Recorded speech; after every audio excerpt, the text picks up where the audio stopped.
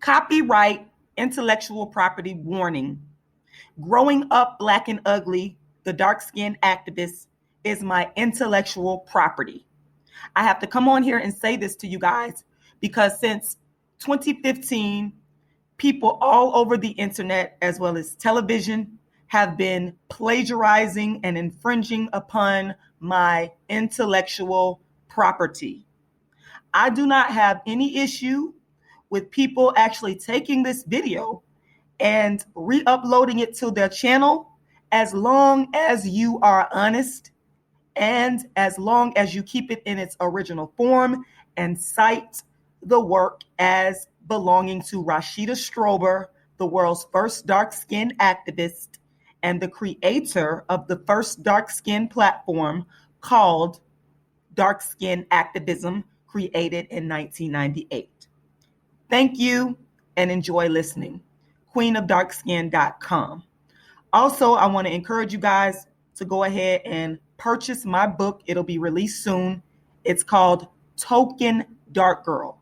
I have written more books on dark skin than anyone in the world, including A Dark Skinned Girl's Triumph, the Rashida Strober story, How to Be the Hottest Dark-Skinned Chick on the Planet, which is the first motivational book for dark-skinned females, Darkism, 25 Ways Dark-Skinned People Are Discriminated Against, and also A Dark-Skinned Woman's Revenge. So Token Dark Girl is my newest release, and I encourage you to go to my website, queenofdarkskin.com, and get on the mailing list so that you will be updated when the book is released. Also, I am available for bookings of all kinds. All you have to do is contact me by visiting my website, queenofdarkskin.com, or you can email darkskinisbeautifulcampaign@gmail.com. Thank you. Everybody wants to know, who is Rashida Strober? And what's this dark skin thing she started? Well, Rashida Strober, the world's first and only dark-skinned activist, is the first woman in history to create a movement only for dark skin. Rashida Strober is the creator, the originator, the architect of the first platform in history for dark skin. She created this dark skin platform in the year 1998 and called it Dark Skin Activism and called herself the Dark Skin Activist. Now, since 1998, Rashida Strober, the world's first and only dark-skinned activist, built from the ground up the Dark Skin Activist platform into a global brand. Facts about Rashida. Rashida Strober is the originator, creator, architect of the Dark Skin platform. 1998, Rashida gave birth to dark skin activism with a speech about the dark-skinned Sudanese model Alek Wek at St. Petersburg College. From 1998 to 2005, Rashida served as an activist in her community while continuing to develop creative works around only dark skin. In 2006, Rashida created the Dark Skin Activist Tour featuring her one-woman play, A Dark Skinned Woman's Revenge. In 2009, Rashida built the first dark skin website. Also in 2009, Rashida brought the first dark skin platform to social media by creating the first channel for dark skin on YouTube and social media. In 2012, Rashida created the first dark skin show that focused only on the issues of dark skin, called A Dark Skinned Woman's Revenge. In 2011, Rashida created the concept, the paradigm of Darkism. That's right, Darkism, meaning the discrimination of dark-skinned people. And she wrote and published the book, Darkism, 25 Ways Dark-Skinned People Are Discriminated Against. Now, the book can be found at queenofdarkskin.com or Amazon. In 2013, Rashida wrote the first motivational book for dark-skinned females called How to Be the Hottest Dark-Skinned Chick on the Planet. The book can be found at queenofdarkskin.com or Amazon. In 2013, Rashida made history by appearing on TV as the first to bring the dark skin platform to the masses by being the first to bring the bullied for a dark skinned girl narrative to TV when she discussed her play A Dark-Skinned Woman's Revenge on Bay News 9. In 2014, Rashida brought dark-skin counseling online and has since counseled countless people on colorism and darkism. She is the first person in history to do colorism and darkism counseling. In 2014, Rashida introduced the Dark Skin Activist platform to the Tommy Sotomayor Show, which was previously unheard of. Since 2014, Rashida set the colorism debate standards that all others have followed by debating countless men and women on social media in regards to colorism and darkism. YouTube Rashida Strober interviews. In 2015, the dark-skinned activist brand became famous and known to millions because of the Kendrick Lamar beef Rashida had with Kendrick in regards to colorism and darkism. In 2015, people all over the world wrote about the dark-skinned activist Rashida Strober, including The Breakfast Club and Charlemagne, making Rashida Strober Donkey of the Day for being the dark-skinned activist and calling out Kendrick Lamar's colorism. In 2017, Rashida was an opponent in the first colorism/darkism debate with another woman on Sonetta TV. Rashida Strober is the first artist to focus her work only on dark skin. Rashida Strober is the first author to write only on dark skin. Rashida Strober has written more books on dark skin than anyone in the world. Rashida Strober has written more plays on dark skin than anyone in the world. Rashida Strober is the creator of social commentary on dark skin. Rashida Strober is the first actress to initiate performances only on dark skin. Rashida Strober is the first debater to focus only on darkism and colorism. Rashida Strober is the creator of the paradigm darkism. Rashida Strober is the undisputed queen of dark skin, as evidenced by her stellar record that stems back to 1998 when she built the first dark skin platform called Dark Skin Activism. Queen of darkskin.com. Rashida Strober, the dark skin activist. Hey, what's up, man? We chilling tonight. Hey. I need to feel tonight, man. Hey, man, where my radio, man? Yeah. I need you to turn that up. Jamming tonight.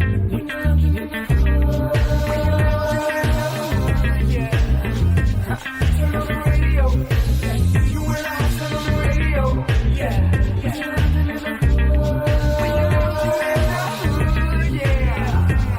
Turn on the radio. You and the cops on the radio. Pull the way up like we in a club. Fly flashy, grown classy, so turn it to dub. Saturday mornings, no walk of shame, we fresh up. 950 lounge, that's my guilty pleasure. I don't miss my favorite show, I put everything on hold. Work the baby, even the babysitter know. When 950 come on, don't bother. I'm locked in 10 to 1, no problem. Turn on the radio. You and I turn on the radio. Yeah.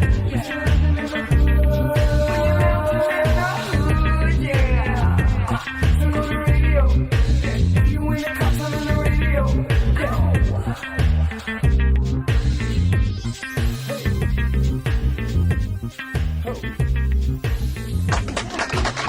We're joined by a young lady who's taking the world by storm. She's touring and she's bringing a lot of awareness, especially to the African American community, and really more than just that, to the world in general.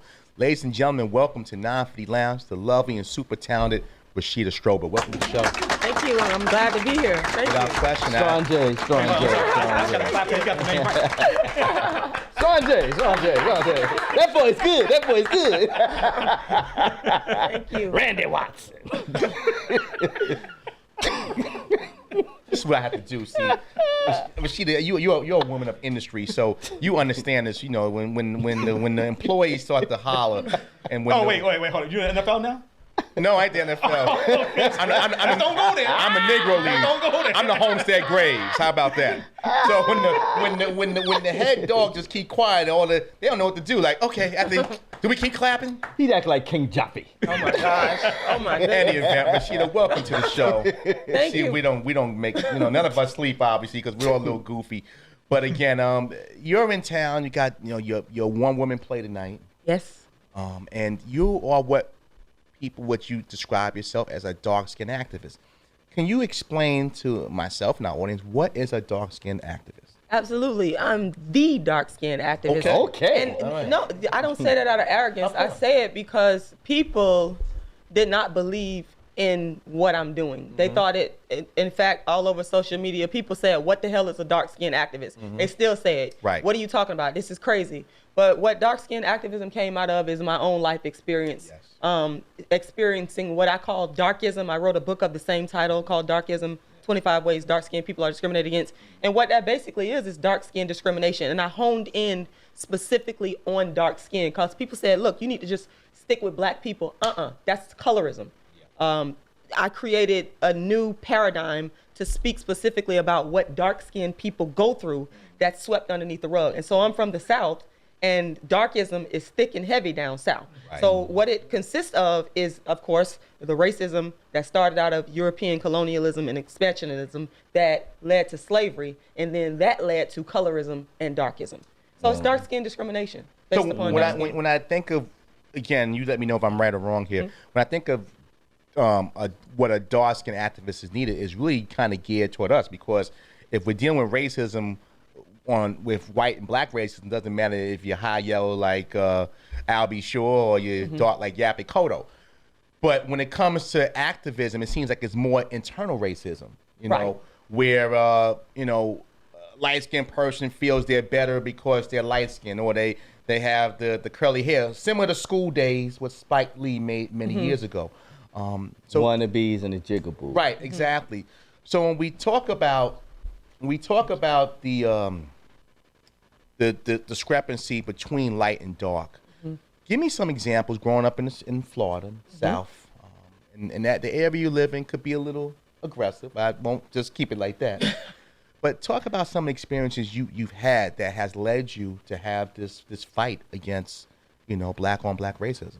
Oh man, absolutely. I got a lot of stories. I might be here all day, but We got time for you. in my family, Break it down. in my family, and I want to say shout out to my cousin Jamisa. She's light skinned. Let me just preface it with saying I have an aunt who will always tell me that my great grandmother is Indian. Right. And my cousin took on, while I have the high cheekbones, my high cheekbones and broad nose, which is Indian characteristics, looks manly. They've said this. But my cousin, she took on the good characteristics, the good hair, the light skin, and so therefore she got better treatment. She got told she was beautiful, she got money, she got attention, all the things that a child, especially a girl, would want growing up. She got it, I didn't. Right. That's darkism in my family. And they will tell you, oh no, this didn't happen. But let me tell you something, it happened. Yes. Okay. In St. Petersburg, there's a lot of Chinese restaurants, a lot of Indian establishments and whatnot. Every time I go into one of these establishments, I experience what's called darkism. Meaning I get in line, this happened about 3 weeks ago. I got in line at a Chinese restaurant to get my aunt, the same aunt who brags about my Indian grandma. She asked me to go get her some food. I'm standing in line. A light-skinned black woman walks in and they take her before me. This has happened to me so many times that I can't count. Right. Went into an Indian establishment. Same exact thing happens. So down south, it's like the darker you are, you're not gonna get the same level. Even with black people, you can walk into a store and a black cashier is taking care of a non-black person. They all happy. Thank you, sir. Thank you, ma'am. Soon as you get up there, they got attitude. It's like, you can be nice. How you doing? They got attitude. Those are the types of things that I refer to in my book as darkism. Those are the types of things, that's the big elephant in the room that's been swept under the rug among black people that nobody wants to talk about. Yeah. So I said I'm gonna blow the issue up because people are saying, I'm tired of you talking about dark skin in my family. This started way back in the 90s. I did a lecture on Alek Wek, the dark-skinned Sudanese supermodel. Right, that was back in 98. In 98, yeah, you got it. Thank you for doing that. I do my best. You do your I research. like my rest of my cast. Yeah, so all these things happen to me, and I'm like, wait a minute, something is not right here. And I'm not gonna sit here because I know I'm talkative now, but I was an introvert. I was quiet and dark-skinned and just taking people mess. And I said, I'm not gonna do it the aggressive way and wind up in jail somewhere, because you do know that dark-skinned people get more prison time. That's a fact. Yeah. Proven by the scholarly research. I said, I'm not gonna do that. I'm gonna deal with it through the arts. So it's and through the written word. safe to say you was the black sheep of the family. And see, even the word black sheep, Yeah. I would consider that to be darkism. Right. But yes, Mhm. for lack Yeah. of a better term, Yeah, I was. exactly. Yes. So when we had these conversations about, and I kind of really, even though we're in 2017, getting ready to go to 2018, it's still a form of slavery mentally. Right. That we had this mindset where the light-skinned person's in the house and the black dark-skinned person in the field. Or, you know. still got that. Right, but that mentality still exists. Yeah, from slavery. Right, it's still a mental mindset, and we do it to ourselves. And I used to think, you know, like, do we know what we're doing? Or is it just something that, are we cognizant of what's going on? Or it's just because it's the way we feel we've been taught? You've experienced this in your own family. So it's actually like, you know, a divide in household. Do you feel like your family is doing this to you or have done this to you more just because it's just a mentality, or it's because they really have these feelings about race amongst themselves, which is almost a form of self-hate? It is. Yeah. And that's a great question to even ask. Are we doing this are we aware of what we're doing? Right. I don't think And- some people are really aware of it. I just think they just react to it natural. I think until somebody like you doing, you bring it out in the opening. Some people don't even know how they treat you until you check them. Oh, yes, you have. Yes, you have. Right. You know. So, I think yeah. because basically, I think it's more being ingrained, because it's so much been said and keep on going. Because if you look at a lot of the things, like when it comes to the models, looking at the TV shows, you're looking at a lot of different things. They don't show too many dark-skinned people on it, and they show it's always like white is right, light skin is better. And then you're always trying to keep on going with those same type of characteristics. Look at what some of the commercials that they just had not long ago when they were showing, I forgot which product that was, when they were showing a woman who washed herself up and then she all of a sudden turned from like dark to light, which made no sense It was to that. Dove, I think. a Dove commercial. So, yes, you know, right. when you look at it, and the reason I say it's ingrained, because I mean, like yourself, because I'm same complexion as you, I have experienced a lot of that, and I still experience some of that stuff till today. And it doesn't matter where you at, if you're in the north or if you're in the south, it's all over the place. A young man I know, he just became a model, and the wildest thing he told me, the model agency they're looking for dark-skinned models now. Now all of a sudden, it's in, and he told me this. I was like, you know, wow, you know, and they just they proclaim stuff at you, they throw it at you, Right. To say we looking now. Also now dark is in. No, but you that's know. only because in a modeling situation, that's just about money. But if you're going into a business or going to certain places, they're not really given that much opportunity. If they do give you the opportunity, you're getting way lower funding than the other persons that may be either light or white. So you're not getting that much to pay as much. Because I can look at right now, like within my own job that we have, I'm looking at some of the people that's in higher positions, that's our complexion. They not getting that much as their counterparts who may be lighter or white. And you're looking at it, you're like saying, wow. And then they even look down on you at certain things and make you want to do like I'm saying like this, a manager is supposed to manage people. Why is he going out there cleaning bathrooms and doing other things where another manager wouldn't do that? So you're looking at like you giving him more duties and more things for lower pay, but the other manager that's either lighter or white don't do those things, and you letting them get away with things. Look at the fact of how we even use Webster's. Like if you get the word white, this is really, go into Webster's right now. Yeah. It's clean, pure. it's pure.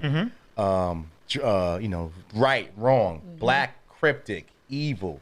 Blackballed. So, yeah. Yeah. So these words, and we say, oh, yeah, but I'm in advertising. If you constantly say something, Pavlov's dog, it's going to be conditioned in you. Exactly. And that's what we're going through now. We're talking to Rashida Strober again. Come out tonight and find out more information on the Black Skinned Women's Revenge Tour. I'm going to try to get there myself because I'm excited to hear that. Hold on, Rodeo. I'm excited to hear that. I want to dive in to Kendrick Lamar. Now, obviously, a couple years ago, you had a really serve and volley internet situation with Kendrick. Can you dive into that to our audience?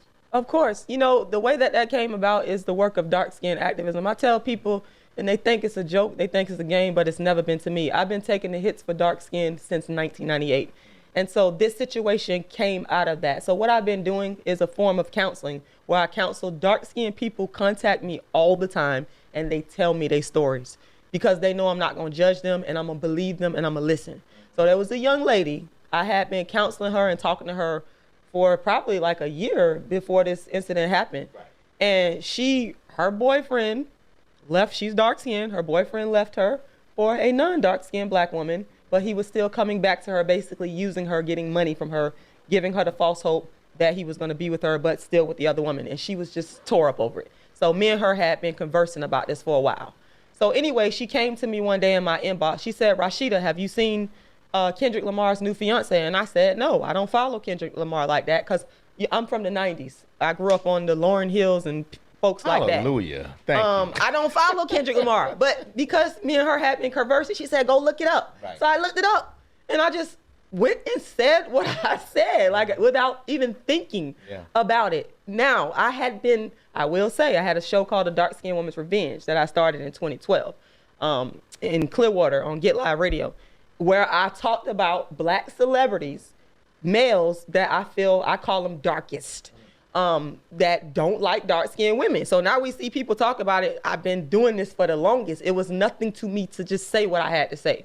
So I was like, when I seen that, like, go get the attention, I was like, what? I've been doing this for the longest. Like, so what? It was just another day for me to talk bad and say what I had to say. Right. So that's what that was. Right. That's all it was. So people just went even to this day, like, people all over the world, they still like. Oh yeah, when you Google your name, then Kendrick comes up like y'all were a couple. No, no. I wanted to ask you what triggered you to say enough's enough. I need to put my voice out there about the imagery of the dark skin, not just women but the dark skinned people. What day did they say I can't take this no more? I got to speak out. What triggered you? It's so many different things. It really came from really two things, if I wanted to narrow it down. I love black men. I've always wanted the attention of black men. So in school, there was this real dark-skinned man. He used to pick at me, have everybody, like he was popular, Blackie, ugly, Spot. I was running away from the lunchroom because, oh my God, it was bad, terrible, the whole bus. Like I ran away from the food myself, you know. You know what I'm saying? So that in my psychologically, I was like, well, dang, how can I get them to like me? And then just people, every time I turned around, somebody was saying something negative about a dark-skinned woman. And then living in the South, the experiences that I have in the South with everyday interaction, I said, I'm tired of this. So I would talk to my family members. They got tired of it. I don't want to hear this dark-skinned stuff no more. So I said, you know what? I'm taking it to a global platform because I know it's other people out here. And I've been touring and I've met these people. They told me. I know it's other people out here that have experienced this, and I'm just going to talk about it and let the chips fall where they may. If people hate, go ahead. I don't care. What else? I got nothing to lose. So that's really what it was. I'm so, again, like I said, we're talking again with Rashida Strober, dark-skinned activists. I'm really proud to have you on because, again, by doing this research, it amazed me how much hate I found about your journey, your plight, what you're bringing to light. And it wasn't from white folks. It was from black people. Exactly. It's always like that. Right, but I'm just saying, I saw the comments. I'm like, I mean, obviously, I'm a realist. I'm from New York. I'm a realist. But just some of the words that ask people, because I think when somebody types something, it's more than just talking it. Oh, yeah. But you got to think it out and put it in grammar. And I just said, wow, this is, to me, like, maybe it's our problem. It is. We got to take a quick break, but I want to ask you before we go to break, through your experience in life, has it been more racism geared to you from blacks or whites? I would have to say equal. Okay. Equal. Yep. An equal amount. Because again, but what pains me the most is the black on black. It's not even the white folks. It's the black people that's doing it. No doubt. So, yeah. We're still joined here by the super talented Rashida Strober. And again, before I continue on with this great conversation tonight, get out to Mayless Documentary Center, 343 Malcolm X Boulevard in Harlem, and go see this young lady one woman show. It ain't Tyson. It's much better. Talk about the one woman show concept and how you came up with these characters. I saw bits and pieces of it. I'm like, wow, I don't know how to. I guess I'm just going to wait till I ask her on Saturday. But talk about this one woman show that you created. Absolutely, glad to. So back in 2006, I was living in Los Angeles, and it was not a lot of work I'm an actor, actors out there. So I had a brother named Stephen Meeks. I never forget. He worked with the great Donny Hathaway, who's my favorite artist. He said, Rashida, you gotta write your own one-woman show. And I was like, what? I'm not a writer. So I went ahead and went through with it and wrote it. And he was like, just write about what you've been through. Yeah. So I wound up writing a piece called A Dark-Skinned Girl's Triumph, the Rashida Strober story. So people was interested in the dark-skinned stuff.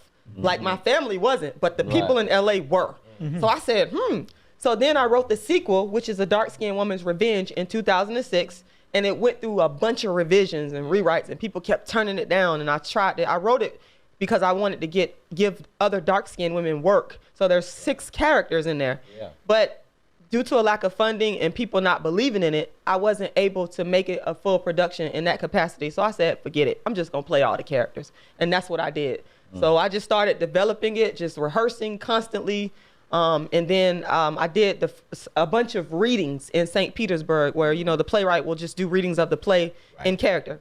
And it became a full production at the Atlanta Black Theater Festival, the DC Black Theater Festival. And I just been touring it. Went to Tucson. I got Phoenix coming up pretty soon, working on Los Angeles. And I just said, it's just really a labor of love. So the characters are based off of myself, my mother. She's tall and dark skinned. We used to go to church and people used to pick at her. Here come that black, dark, ugly woman with all them kids. They used to say all kind of stuff. Cause my mama used to be shouting and speaking in tongues, and they would make fun of her. It was off the chain. We know something about that. That's what she used to do. Hoda Yakiti Yakambi, all that. I was knocking like, over chairs. God, yes.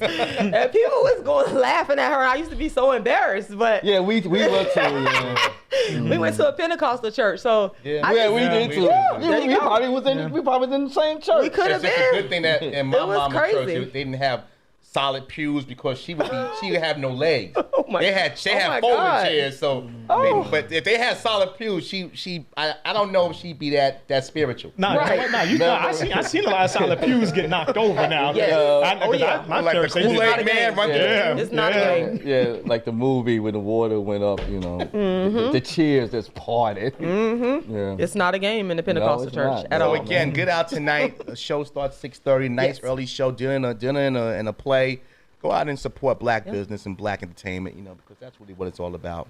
Go ahead. I have a question for you. So now with this show that you're doing, now when you're doing the show, you're doing like multiple shows as you going along around the circuit and everything else. Is each one unique, or they just keep on having the same thing over and over again? Yeah, it's the same show. I'm playing 5 different dark-skinned women, and what I do, and I was conflicted about this because someone that I was working with, they said, you can't keep putting your new life experiences into the show. And I said, wait a minute, this show is organic. Yes. So stuff that happens to me, I throw it in the show. it's about Because I be so mad about it. Yes. And I can't go beat the person up. So I just go put it into If you do want to hit somebody, hit to the. See, but that's a good. See, but that's a good thing because now that makes each show unique, and everybody going to keep coming out and getting a different experience every time they come out, Now, which is great.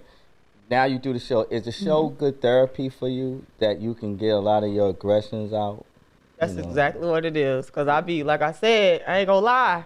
I had a recent situation. I just came You ain't got up. no aggression right now. I could, but no. I said everything to the right. No. It's pointing to the man right there next to her. You keep No, I saying had dumb a comments. situation with Darkism, and I was so angry with this particular person. Right. But I just redirected it into the show. I said, I'm going to get this person in the show. I'm going to get her. The revenge is going to be for her. I just want to ask you a question outside the show. Sure. What do you think about black men dealing with white women? I want black men to stay with black women, and here's why. It's a political thing. I feel like we are in a war in terms of the black family. The black family is under destruction.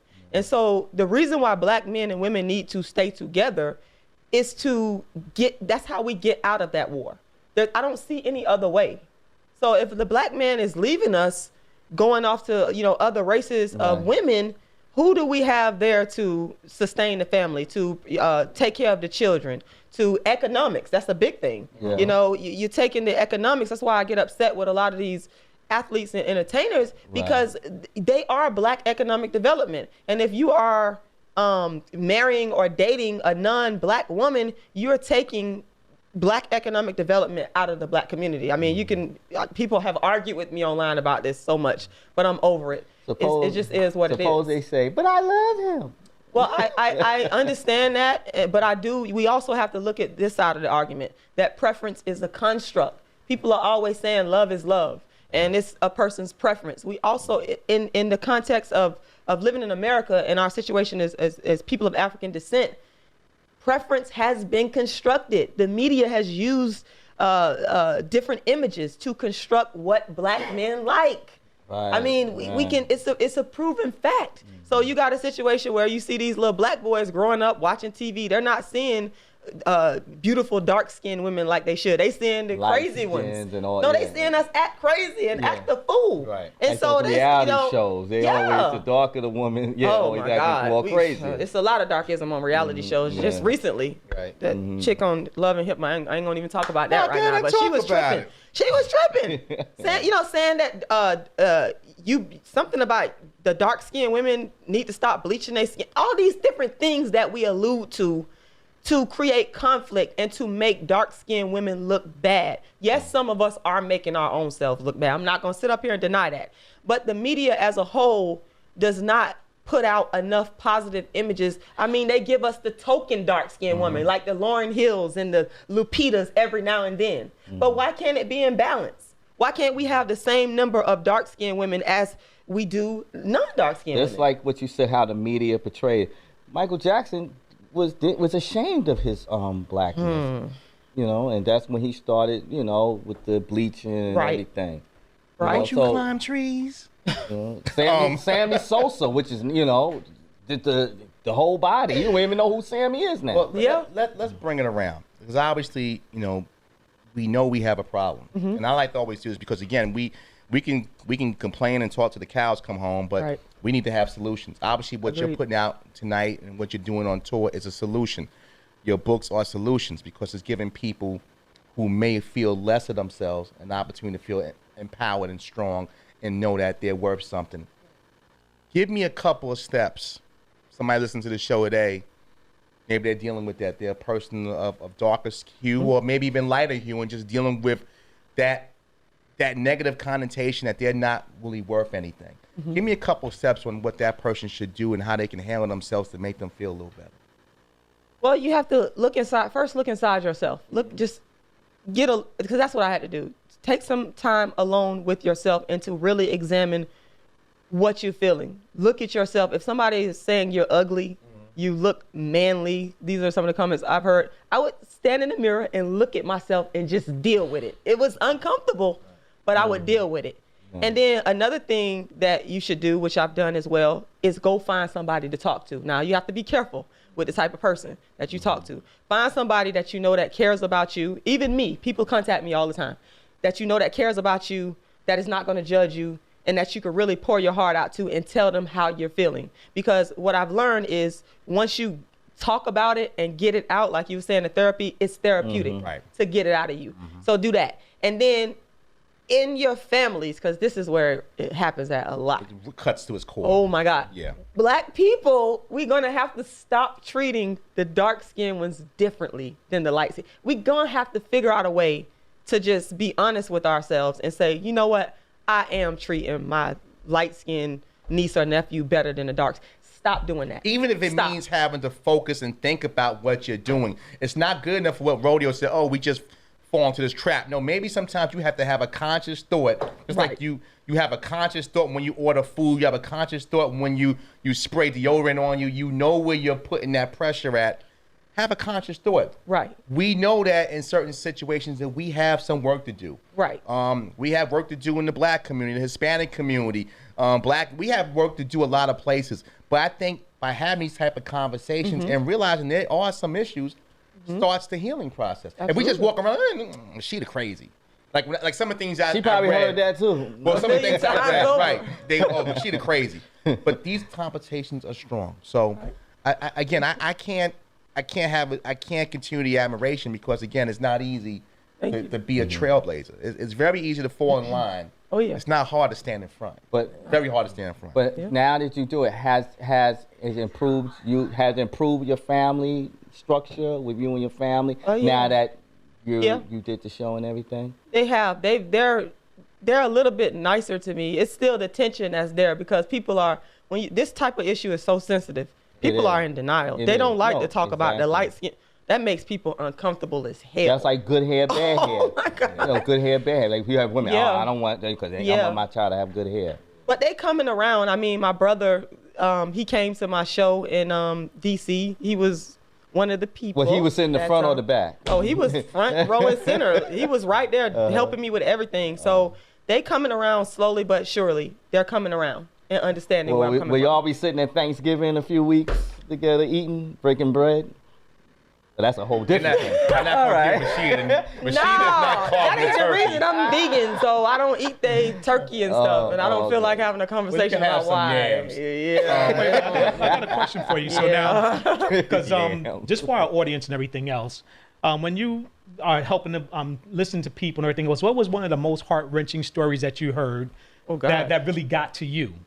I've heard people say they want to kill themselves more than once. That's it.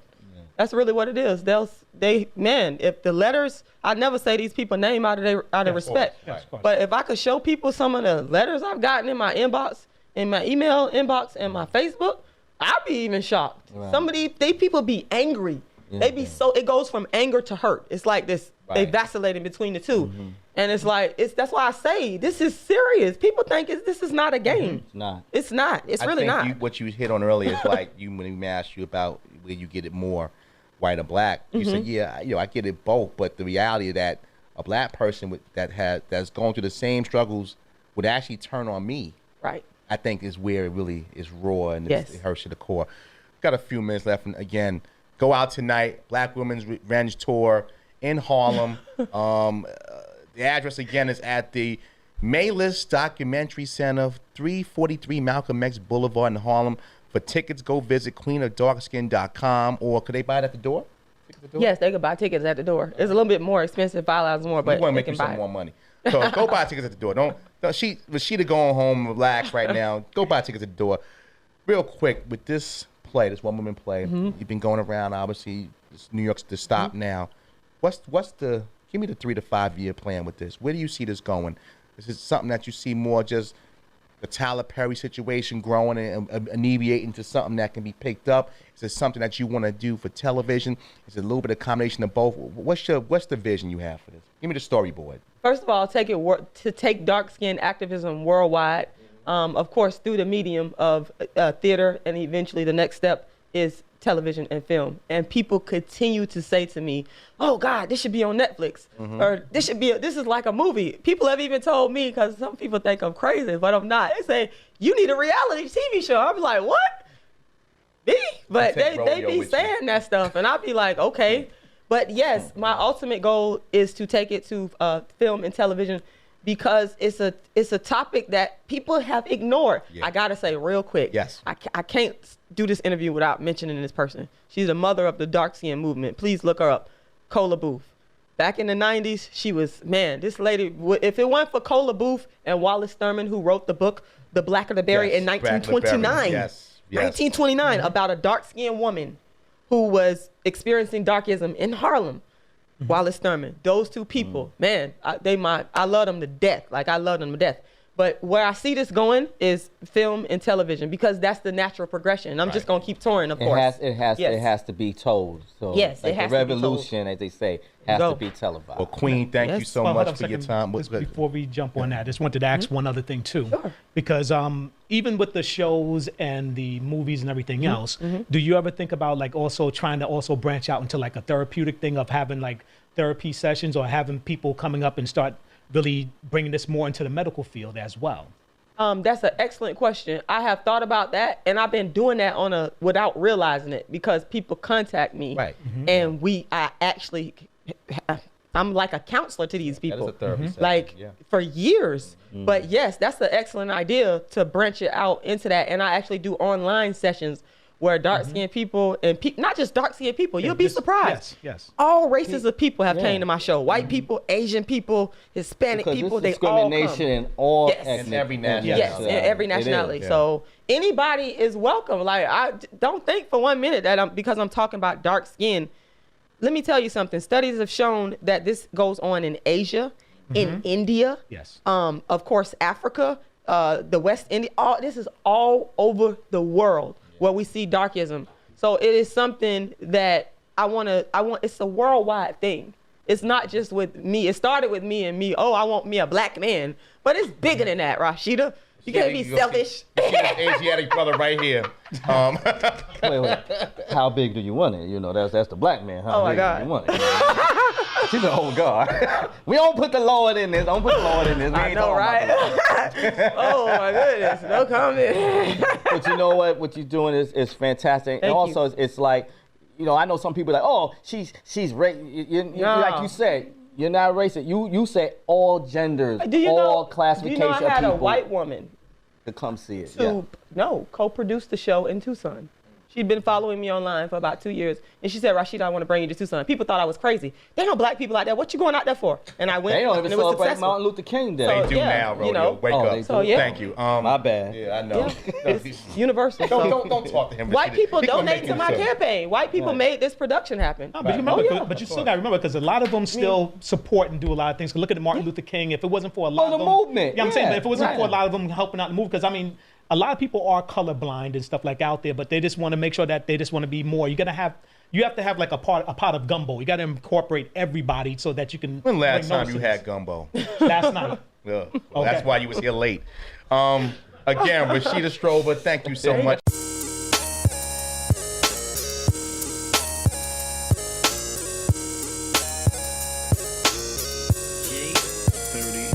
Yo, can I get it in the morning? Every Saturday I be up, no yawning. 950 lounge on Sway.